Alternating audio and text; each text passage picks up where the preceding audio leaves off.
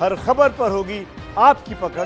Download कीजिए ABP live app. नमस्कार, सुबह के 10 बज रहे हैं। एबीपी न्यूज पर हाजिर हूं मैं रुबाना इसार खान। कश्मीर में आतंक के सफाई के लिए सेना ने ऑपरेशन ऑल आउट चलाया, जिसका नतीजा यह हुआ कि घाटी में आतंकी मंसूबे दम तोड़ने लगे। अच्छा, हाल के दिनों में कई आतंकियों ने सेना के सख्त रुख को देखते हुए सरेंडर करने में ही अपनी भलाई समझी, लेकिन इस बीच एक बार फिर से बीजेपी के 3 कार्यकर्ताओं की हत्या। इस हत्या से सवाल कि कश्मीर में अमन के दुश्मन आखिर हैं कौन? जवाब देखिए, बड़ा सीधा है। वो जो दबे छिपे अंदाज में स्थानीय युवाओं की दुहाई देकर आतंकियों और अलगाववादियों का समर्थन करते हैं ना, वही हैं। बात साफ है, जब तक आतंक की आग को हवा देने वाले नेता अपनी ये गंदी सियासत बंद नहीं करेंगे, तब तक कश्मीर में आतंक के खिलाफ लड़ाई में जीत का इंतजार बढ़ता ही रहेगा। तब तक इसी तरीके से कभी बेकसूर मारे जाएंगे। ऐसी ही घटना कल कश्मीर के कुपवाड़ा में हुई। माफ कीजिएगा, कुलगाम में घटना हुई थी। 3 बीजेपी कार्यकर्ताओं को गोली मार दी गई, तीनों की मौत हो गई। बीजेपी कार्यकर्ताओं की मौत पर प्रधानमंत्री मोदी ने दुख जताया, उमर अब्दुल्ला ने दुख जताया, महबूबा मुफ्ती ने भी दुख जताया, लेकिन महबूबा ने इस हत्या पर राजनीति भी कर दी और हत्या के लिए भारत सरकार की नीतियों को जिम्मेदार ठहरा दिया। अब सवाल ये कि क्या 370 के समर्थन में खून बहाने की बात कहने वाली महबूबा मुफ्ती अब संवेदना जाहिर कर सियासत कर रही हैं? देखिए, घाटी में अब तक आतंक अगर जिंदा है तो इसके लिए बीजेपी मुफ्ती और अब्दुल्ला परिवार की राजनीति को कसूरवार मानती है। सीधे तौर पर भले ही इनकी कोई भूमिका ना हो, वो आतंकी हमले की निंदा करते हों, लेकिन कई बार इनके बयान ऐसे होते हैं जो आतंकी मंसूबों को शह देते हैं। सवाल है कि वो कौन है जो कश्मीर में आतंक के खत्म होने को बर्दाश्त नहीं कर पा रहा? कौन है जो कश्मीर के नाम पर जान लेने और देने की बात कर रहा है? हम सबको इस बात का इरादा करना होगा कि जो दिल्ली दरबार ने 5 अगस्त को गैर आईनी, गैर जमहूरी, गैर कानूनी तरीके से हमसे छीन लिया, उसे वापस लेना होगा। जम्मू कश्मीर में हजारों लोगों ने अपनी जानें निशावर की, उसको हल करने के लिए हमें अपनी जदोजहद जारी रखनी होगी। सवाल ये भी है कि कश्मीर में 370 को हटाए जाने के बाद वहां की शांति को अशांति में कौन बदलना चाहता है? इसे समझने के लिए आपको महबूबा मुफ्ती का एक पुराना बयान सुनना चाहिए। देखो, झंडा तो मेरा ही झंडा तो ये है, सामने मैंने रखा है। जिस वक्त हमारा ये झंडा वापस आएगा, हम उस झंडे को भी उठा लेंगे, मगर जब तक हमारा अपना झंडा डाकुओं ने डाके में ले लिया है, तब तक हम किसी और झंडे को हाथ में नहीं उठाएंगे। पिछले हफ्ते 22 अक्टूबर को पाकिस्तानी हमले के विरोध में भारत जब ब्लैक डे मना रहा था, तब महबूबा मुफ्ती का तिरंगा विरोध सामने आया। कश्मीर की जनता ने महबूबा के तिरंगा विरोध का जवाब भी तिरंगे से ही दिया। 26 अक्टूबर को जम्मू कश्मीर की सड़कों पर जनसमूह उमड़ा। जम्मू में पीडीपी दफ्तर को तिरंगे से पाट दिया गया। एक तरफ घाटी में मौसम सर्द होता जा रहा है, वहीं महबूबा मुफ्ती के साथ उमर और फारूक अब्दुल्ला के गुपकार प्रस्ताव ने माहौल को गर्मा दिया है। और इसी बीच 3 बीजेपी कार्यकर्ताओं की हत्या पर महबूबा मुफ्ती की संवेदना जताकर सियासत करने वाले बयान से सवाल तो उठेंगे ही। कतरे कतरे का बदला हम लेंगे, लहू के कतरे कतरे को हम व्यर्थ नहीं जाने देंगे और चुन चुन कर इन आतंकवादियों का कश्मीर घाटी से सफाया करेंगे। हमारे जांबाज कार्यकर्ताओं ने अपनी मातृभूमि के लिए, हुब्बे वतनी के लिए, अपने देश और अपने तिरंगे झंडे के लिए अपना बलिदान दिया है। पूरा देश कश्मीर घाटी के अंदर शहीद हुए भारतीय जनता पार्टी के इन कार्यकर्ताओं को सलूट करता है, सलाम करता है। वाकई में दुखद है और भारतीय जनता पार्टी के कार्यकर्ताओं को लगातार निशाना बनाया जा रहा है। हालांकि मैं उनके सबसे पहले उनके परिवार के प्रति संवेदना व्यक्त करता हूं, लेकिन इस प्रकार से लगातार भारतीय जनता पार्टी के कार्यकर्ताओं को ही निशाना बनाया जाना, इसमें कहीं ना कहीं शक की सुई कहीं ना कहीं घूमती है। इसी पर बात करने के लिए हमारे साथ इस वक्त बीजेपी के सांसद जफर इस्लाम साहब जुड़ रहे हैं। श्रीनगर से राजनीतिक विश्लेषक अहमद अयाज साहब इस चर्चा में हमारे साथ शिरकत कर रहे हैं। अच्छा, मेरे साथ मेरे दो सहयोगी, श्रीनगर से आसिफ कुरैशी, जम्मू से अजय बाचलू मौजूद हैं। सबसे पहले आसिफ का रुख करते हैं और जरा समझते हैं आसिफ कुरैशी से कि जिस तरीके से कुलगाम में बीजेपी के इन कार्यकर्ताओं को निशाने पर लिया गया, किस तरीके से डर दिल में बिठाने की कोशिश कश्मीर के आम आवाम में। आसिफ,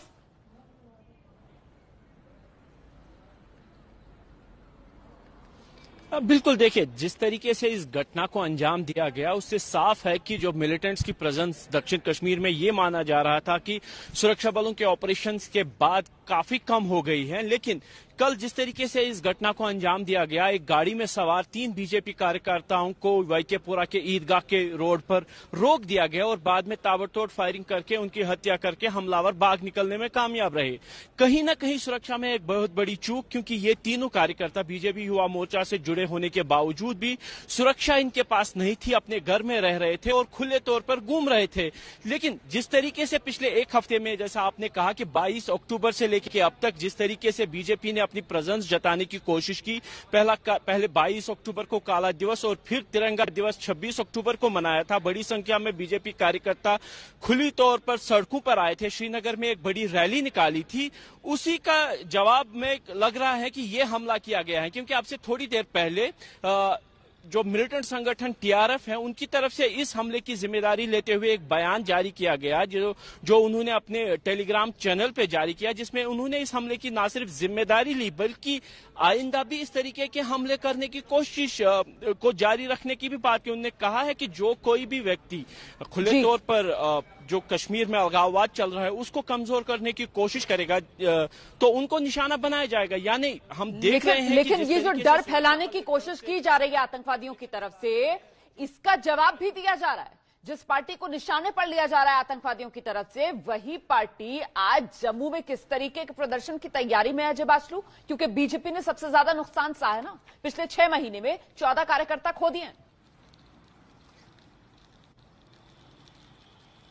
देखिए रोमाना, बहुत बड़ा बीजेपी के लिए यहाँ ये इशू है और पिछले 6 महीने से, जैसे आपने कहा कि 14 कार्यकर्ता खोए हैं और हर बार जब इस तरह की घटना होती है कश्मीर में, उसका असर, जो व्यापक असर, वो पूरे भारत में दिखता है। तो कहीं ना कहीं आज भी जो बीजेपी के प्रदेश अध्यक्ष हैं रविंदर रैना, वो यहाँ से श्रीनगर गए हैं। श्रीनगर में जो उनकी अंतिम यात्रा है इन तीनों कार्यकर्ताओं की, उसमें शामिल होंगे। मैसेज बीजेपी की तरफ से ये है कि कश्मीर में जो कुछ हो रहा है पूरा भारत उनके साथ खड़ा है। दूसरा, जिस तरह से ये भारतीय जनता युवा मोर्चा के कार्यकर्ता थे, तो आज यहाँ जम्मू में थोड़ी देर बाद ही यहाँ बीजेवाईएम, भारतीय जनता युवा मोर्चा के कार्यकर्ता सड़कों पर उतरेंगे। इसके खिलाफ प्रदर्शन होगा, विरोध होगा और कहीं ना कहीं जिस तरह से घटना ये कश्मीर में जिस तरह से अंजाम दिया है, एक मैसेज दिया जा रहा है न सिर्फ कश्मीर को बल्कि पूरे भारत को कि कश्मीर में जो आतंकवाद है उसके खिलाफ जम्मू और पूरा भारत एकजुट है, जिसकी आवाज आज यहाँ जम्मू से उठेगी। जी ठीक है, मैं अब जरा मेहमानों का रुख कर लेती हूं और मुझे लगता है पहले अयाज साहब को आना चाहिए। अयाज साहब, क्यों ना माना जाए कि जिस तरीके से डर फैलाने की कोशिश में आतंकवादी जुटे हुए हैं,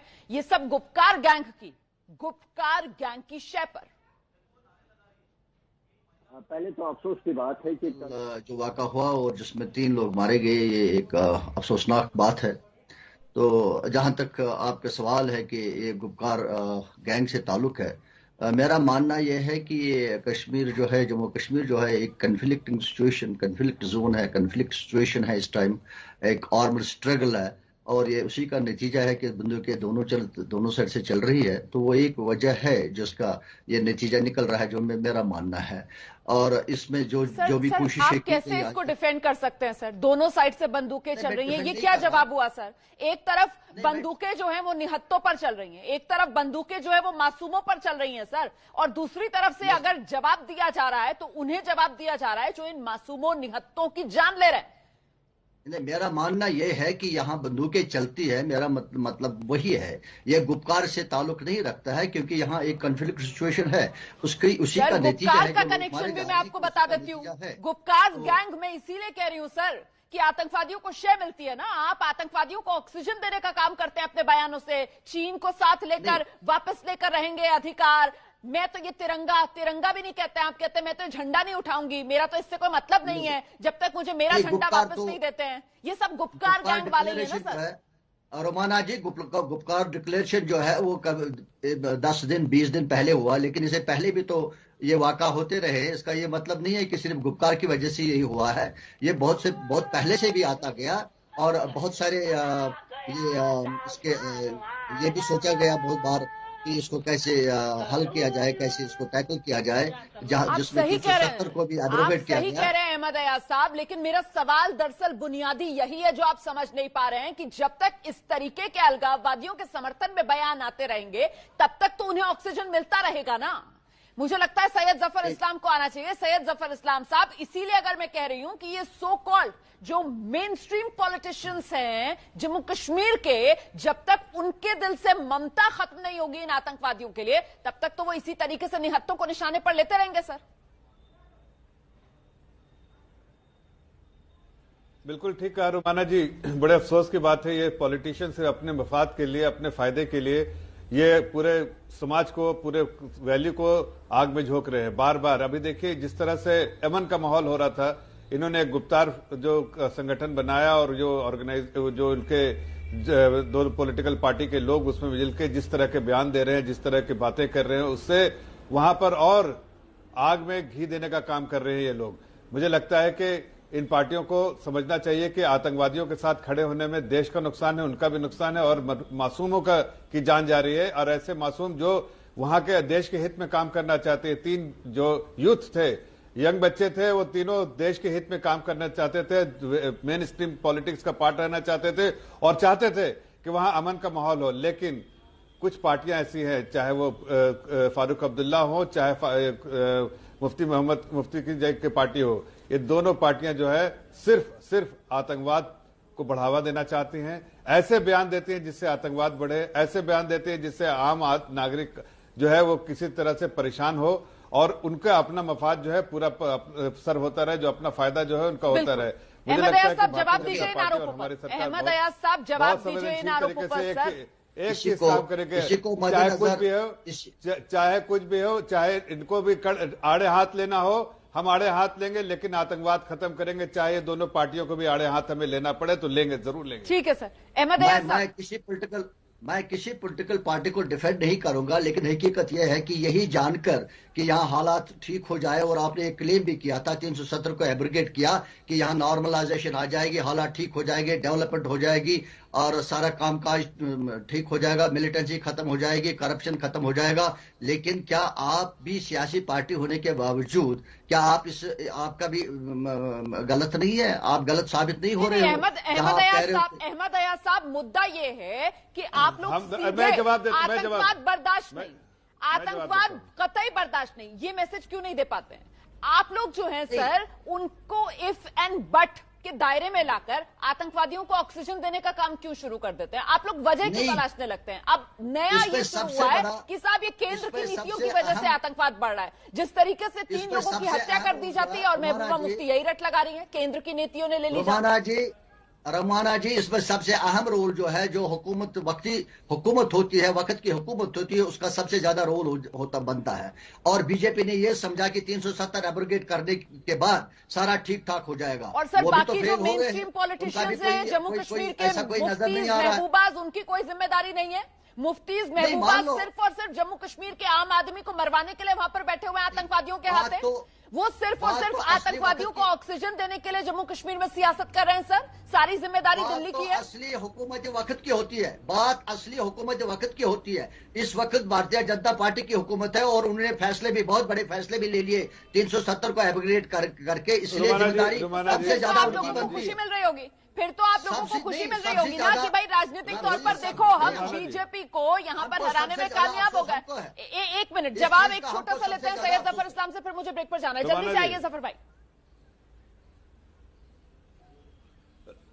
रुमाना जी, रोती हुई माँ को देखते हुए हमारे आंख में आंसू आ गया और ये फिर भी राजनीति करना चाहते हैं। यार साहब, ये मैंने कहा ना, ये पॉलिटिकल पार्टी ऐसी है जो चाहती ही नहीं है कि वहां पर अमन हो। भारतीय जनता पार्टी सरकार, एनडीए सरकार चाहती है वहां अमन का माहौल हो, लेकिन आप लोग उसके आड़े आ रहे हैं। आप लोग नहीं चाहते अमल का माहौल हो, आप इस तरह के बयान देते हैं ताकि भड़काऊ बयान देते हैं ताकि वहां अमन जो हो रहा है वो नहीं हो, जो पीस पहला हमने लाया है वो नहीं हो। 370 के बाद पीस आया है, बहुत पीस आया है। पत्थरबाज कहा गए नहीं मिलते हैं आज आपको। इस बात को लेकर है ना कि आतंकवाद को भी जब पॉलिटिकल पॉइंट स्कोर करने का मुद्दा बना दिया है कि हत्याएं हो रही हैं, उससे आप केंद्र की दिल्ली की सरकार को घेर रहे हैं। हत्याएं हो रही हैं, उसके लिए आप आतंकवाद को कटघरे में खड़ा कर नहीं रहे हैं, उसके लिए आप इफ एंड बट लगाकर सीधे सीधे दिल्ली की मोदी सरकार को घेरने की फिराक में है। इसीलिए तो अफसोस है सर। छोटे से ब्रेक के लिए मैं यहां पर रुक रही हूं, फौरन लौट रहे हैं। एबीपी न्यूज आपको रखे आगे। तो कश्मीर में कत्लेआम और इस कत्लेआम पर कैसे सियासत संवेदना का चोला उड़ाकर नेता कर रहे हैं, इसी पर हम चर्चा कर रहे हैं। फिलहाल ये दो तस्वीरें आपके सामने। कुलगाम में आतंकी हमला, 7 गोलियां दागी गई गाड़ी पर, जिसमें ये 3 बीजेपी के कार्यकर्ता मौजूद थे। और इसके बाद परिवार में कैसा मातम, ये भी आप देख सकते हैं। माएं रो रही हैं, बिलख रही हैं, परिवार में मातम पसरा है।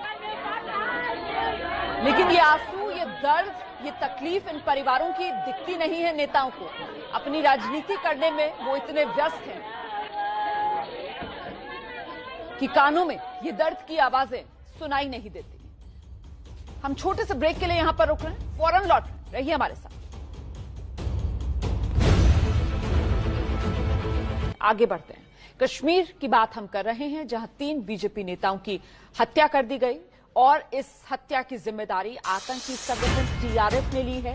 टीआरएफ जो है वो लश्कर तैयबा का ही सहयोगी संगठन बताया जा रहा है। वहीं अपने नेताओं की हत्या से कश्मीर बीजेपी में गुस्सा है। कश्मीर में बीजेपी के प्रदेश अध्यक्ष रविंद्र रैना ने कहा है कि हत्या करने वालों को पाकिस्तान से निकाल कर भी सजा देंगे।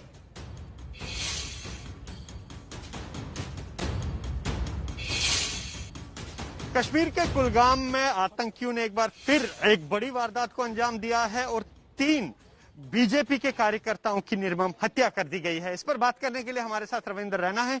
सर, एक और घटनाक्रम और एक और हत्या। कायर पाकिस्तानियों ने रात के अंधेरे में छुपकर जो वार किया, ये कायराना, ये पाकिस्तान के बुज़दिलों ने कश्मीर घाटी के कुलगाम में 3 भारतीय जनता पार्टी के जांबाज नौजवानों को गोली मारकर उनकी हत्या कर दी। हमारे तीनों कार्यकर्ता, श्रीमान फिदा हुसैन जो युवा मोर्चा के जनरल सेक्रेटरी थे, श्री उमर रमजान और श्री उमर हारून, ये तीनों कार्यकर्ता जो थे वो बहुत ही देशभगत, वतन परस्त, हुब्बे वतनी का जज्बा रखने वाले नौजवान थे। हमेशा 15 अगस्त 26 जनवरी के दिन पूरी कश्मीर घाटी में तिरंगा झंडा फहराकर भारत माता की जय जयकार करने वाले ये कार्यकर्ता थे। कायर पाकिस्तानियों ने रात के अंधेरे में छिपकर वार किया और हमारे 3 कार्यकर्ता शहीद हो गए। पाकिस्तानियों ने बहुत बड़ा जघन्य अपराध किया है और पाकिस्तान को इस अपराध की भारी कीमत चुकानी पड़ेगी। हमारे शहीदों का बलिदान व्यर्थ नहीं जाएगा। भारतीय सेना ने कश्मीर घाटी में जो ऑपरेशन ऑल आउट शुरू किया है, बड़ी तादाद में आतंकवादियों का सफाया हो रहा है, आतंकवादियों को मौत के घाट उतारा जा रहा है, किसी को नहीं बख्शा जाएगा। अमन चैन का दुश्मन है पाकिस्तान। वक्त आ गया है कि सारे विश्व समुदाय को मिलकर पाकिस्तान के खिलाफ कड़ी कार्रवाई करनी चाहिए। पाकिस्तान के एक मिनिस्टर ने कल पाकिस्तान के पार्लियामेंट में इस बात को माना है कि पाकिस्तान ने पुलवामा हमला किया है। तो ये है बीजेपी के प्रदेश अध्यक्ष रविंद्र रैना, जो खुद इस घटनाक्रम के बाद श्रीनगर जा रहे हैं और आतंकियों की बौखलाहट इसे बता रहे हैं। जिस तरह से कश्मीर घाटी में ऑपरेशन ऑल आउट चल रहा है, उसकी बौखलाहट ये बता रहे हैं। कैमरामैन पवन चौधरी के साथ अजय बास्टो, एबीपी न्यूज, जम्मू। तो आतंकवाद के खिलाफ बीजेपी सड़क पर जम्मू कश्मीर में संघर्ष करने को तैयार, ये तेवर दिखा दिए हैं जम्मू कश्मीर के बीजेपी अध्यक्ष रविंद्र रैना ने। हम सीधे रुक करते हैं। अहमद अयाज साहब, आप मुझे इस बात का जवाब दीजिए। केंद्र की बात करते हैं आप, केंद्र की नीति को ढाल बनाते हैं आप, आतंकवाद को क्यों बचाते हैं आप सर? देखिए, मैं इससे पहले मैं जफर साहब की बात का जवाब दूं, जब उन्होंने ये कहा कि ये सियासी लोग बयानबाजी की वजह से ये शाई मिलती है मिलिटेंसी को। मेरा मानना ही ये है कि सियासी लोग जो है वो बयानात तो देते रहते हैं, दिए भी है और आगे भी देते रहेंगे। इन्होंने भी एक बार पिछली बार जब भी इनको मौका मिला अपोजिशन में, ये भी करते रहे, बीजेपी भी करते रहे, और यहां तक कि एक बार उन्होंने हुकूमत को भी गिराया जब रेट्स का। ये तो खैर सियासी बयानबाजी है, लेकिन मानना यह है कि असली जिम्मेदारी जो है वो उन लोगों की है जो हुकूमत वक्त होती है, उनके पास क्या पॉलिसी है, क्या नीति है, क्या सोच है कि किसी भी मामले को सुलझाने में। और सर, आप लोगों की कोई जिम्मेदारी नहीं है, जम्मू कश्मीर के so called main stream politicians की कोई जिम्मेदारी नहीं है। उनकी जिम्मेदारी बस इतनी भर है कि वो आतंकवाद की आग भड़काने के लिए अपने बयानों के घी डालते रहे। सर, उनकी यही जिम्मेदारी है। जैसे मैंने नहीं, ठीक है, ठीक है। आपने बहुत क्लियर कर दिया कि जी हमारी कोई जिम्मेदारी नहीं है। अब जवाब सुन लीजिए, अब जवाब सुन लीजिए सैयद जफर इस्लाम का, अहमद अयाज साहब, जवाब सुनिए। हर वक्त इस मामले को वोट बैंक पॉलिटिक्स के लिए इस्तेमाल किया, हर एक सियासतदान ने, इसलिए आप लोग तो नहीं बनाते जैसे, बढ़ते जा रहे, आप लोग तो नहीं बनाते ना जैसे। आइए सैयद जफर इस्लाम। देखिए, मैं तो सिर्फ इतना कह रहा हूं कि रुमाना जी, अगर एयाज साहब ये समझ ले और इनकी पार्टी और इनके जो हुक्मरान हैं वहां पर जो मेरी पार्टी कोई नहीं है, मैं जो इस तरह की राजनीति कर सियासत रहे से हैं नहीं वो हूं। समझ ले जफर साहब, मैं सियासत से नहीं हूं, मेरी कोई पार्टी। अरे भाई, जिसके आप हिमायती बनकर हिमायती बनकर जिसके बैठे हैं आप, फारूक अब्दुल्ला और मुफ्ती, अगर ये समझ ले कि देश में ही रहना है, देश के साथ रहना है और देश की सरकार के साथ हाथ मिला के यहां पर अमन चैन कायम करना है, तो कोई संगठन इस तरह की हरकत करने से बाज रहेगा। लेकिन चूंकि उनको पूरा सपोर्ट, टैसिट सपोर्ट मिलता है फारूक अब्दुल्ला और मुफ्ती के पार्टी से, इसलिए उनकी पार्टी में भी कुछ लोग हैं जो वहां पर घुटन महसूस करते हैं और वहां उन्होंने छोड़ भी दिया पार्टी, इसलिए कि उनके जो स्टैंड है उससे लगता है कि भारत के खिलाफ स्टैंड बिल्कुल साफ दिखता है। आज पाकिस्तान में देखिए, एक आवाज नहीं निकली फारूक अब्दुल्ला और मुफ्ती की, जब पाकिस्तान का एक मिनिस्टर ये कहता है कि हमने ये पूरा काम किया था, हमने ये पुलवामा अटैक करवाया था, तो इनके ट्विटर पे कुछ दिखता नहीं और ये कुछ कहते नहीं। आज ये खड़े होकर कहते हैं कि इसके लिए हमारे जो इतने जाबाज सिपाहियों को मौत के घाट उतारा है एक कायर पाकिस्तानियों ने, उनके पर टिप्पणियां करते लेकिन नहीं किया। आज मैं कहना चाहता हूं कि ये सब जो कुछ हुआ अभी, उसके लिए पूरे तौर से मुफ्ती जिम्मेदार है, फारूक अब्दुल्ला जिम्मेदार है, इसलिए और पाकिस्तान उनके इशारे पे कहीं ना कहीं ये सब काम अंजाम देने में कामयाब हो रहा है। जिम्मेदारी से नहीं बच सकती ये जम्मू कश्मीर चाहे आड़े हाथ देना पड़े हम लोगों को इन पॉलिटिकल पार्टीज को, लेकिन लेंगे वहां पर अमन कायम जम्मू कश्मीर के आम आदमी को आप उसमें भावना पैदा करते हैं कि वो पीड़ित है, वो दबा कुचला है। आप उसको दिखाते हैं कि तेरे पास ये आतंकवाद का रास्ता है, ये अलगाववाद का रास्ता है और इस रास्ते में कुछ गलत नहीं। आप लोग ये भावना भरते हैं, आप लोग गुमराह करते हैं जम्मू कश्मीर के आम इंसान को और उसी का नतीजा मासूम भुगत रहे हैं जम्मू कश्मीर के। सर, इस सियासत में सुधार की जरूरत है। बहुत बहुत धन्यवाद फिलहाल, बहुत बहुत धन्यवाद फिलहाल इस चर्चा में मेरे साथ शिरकत करने के लिए। छोटे से ब्रेक के लिए यहां पर रुक रहे हैं, फौरन लौट रहे हैं। रहिए हमारे साथ, एबीपी न्यूज आपको रखे आगे। और जम्मू कश्मीर के कुलगाम में जिन 3 बीजेपी कार्यकर्ताओं की हत्या की गई है, उनके घरों में मातम पसरा हुआ है। आपको तस्वीरें दिखाते हैं उमर रमजान के अंतिम संस्कार की तस्वीरें जो सामने आई हैं। लोगों की भारी भीड़, ये देख रहे हैं आप तस्वीर। जनाजा रखा हुआ है उमर रमजान का और बड़ी तादाद में वहां लोग जमा, रोते बिलखते परिवार की हालत बुरी है, तड़प रहा है परिवार। और हुजूम देखिए किस तरीके से लोग जुटे अंतिम विदाई देने के उमर रमजान।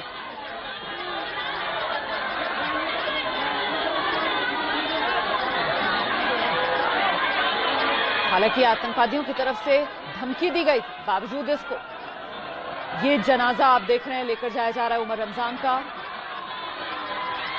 घर से आखिरी विदाई उमर रमजान को दी जा रही है। बीजेपी कार्यकर्ता उमर रमजान आतंकवादियों की गोली का शिकार हुए। आतंकवादियों ने धमकी भी दी थी, लेकिन डर और आतंकवाद को मुंह तोड़ जवाब दे रहा है आम कश्मीरी। देखिए किस तरीके की भीड़ उमड़ी है उमर रमजान को अंतिम विदाई देने के लिए।